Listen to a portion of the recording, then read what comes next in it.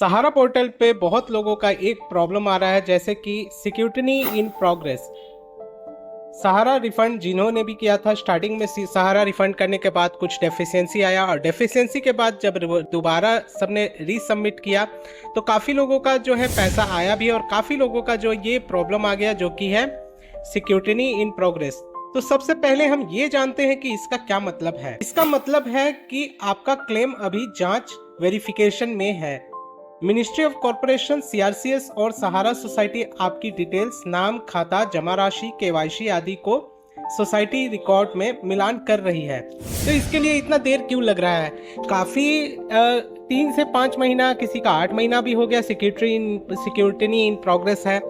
किसी का जो है सॉल्व भी हो गया और 50,000 तक जो क्लेम आना था वो 50,000 क्लेम भी ट्रांजेक्शन हो चुका है। मगर किसी का जो है यूं ही आ रहा है कि सिक्योरिटी इन प्रोग्रेस। तो इसमें आप क्या कर सकते हैं? इसमें क्या है कि रिकॉर्ड वेरिफिकेशन सोसाइटी आपके द्वारा भरे गए क्लेम को अपने पुराने रिकॉर्ड से मिलाएगी। अगर डिटेल सही है तो स्टेटस आगे ऑटोमेटिक बढ़ जाएगा। मतलब कि अभी आपने जो भी सीआरसीएस पोर्टल पे आपने रीसबमिट किया हुआ है या पहले स्टार्टिंग में ही ये फर्स्ट टाइम सबमिट किया है और आपका सिक्योरिटी इन प्रोग्रेस आ रहा है, तो ये जो है प्रोग्रेस में है वेरिफिकेशन के लिए। तो सीआरसीएस पोर्टल जो है आपका डिटेल, पहले जो आपने सहारा का जो अकाउंट खोला था, जब आपने सहारा में डिपॉजिट अमाउंट किया था, तब आपको कुछ डॉक्यूमेंट जो भी लिया गया होगा और उसमें आपको कुछ रिसिप्ट मिला होगा या बॉन्ड मिला होगा जिसको आपने अभी ऑनलाइन किया हुआ है, ठीक है।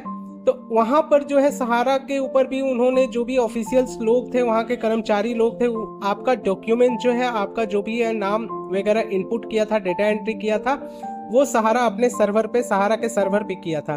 तो सीआरसीएस पोर्टल पे अभी जो प्रेजेंट डे में आपने ऑनलाइन किया हुआ है वो पहले के सहारा सर्वर से उन लोग मिलान कर रहे हैं।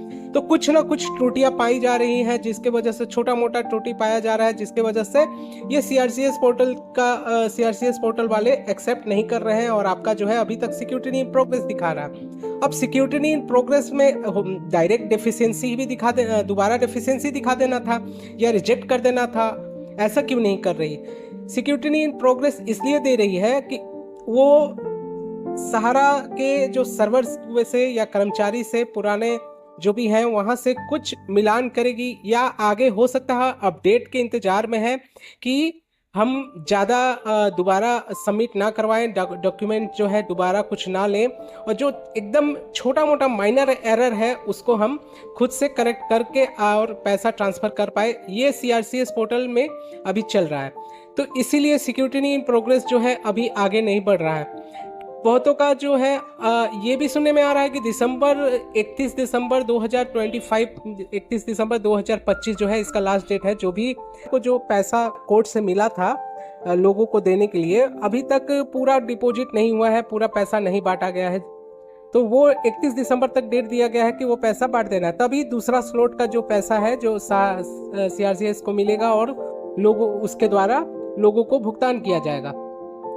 तो इसका अगर देखा जाए तो हो सकता है कि दिसंबर तक क्लियर हो जाए आपका, या इस बीच में भी क्लियर हो सकता है। तो आपको यहाँ पे यही हिदायत दिया जा रहा है कि आपको करना क्या चाहिए कि पोर्टल पर लॉगिन करके स्टेटस नियमित रूप से आप चेक करते रहें।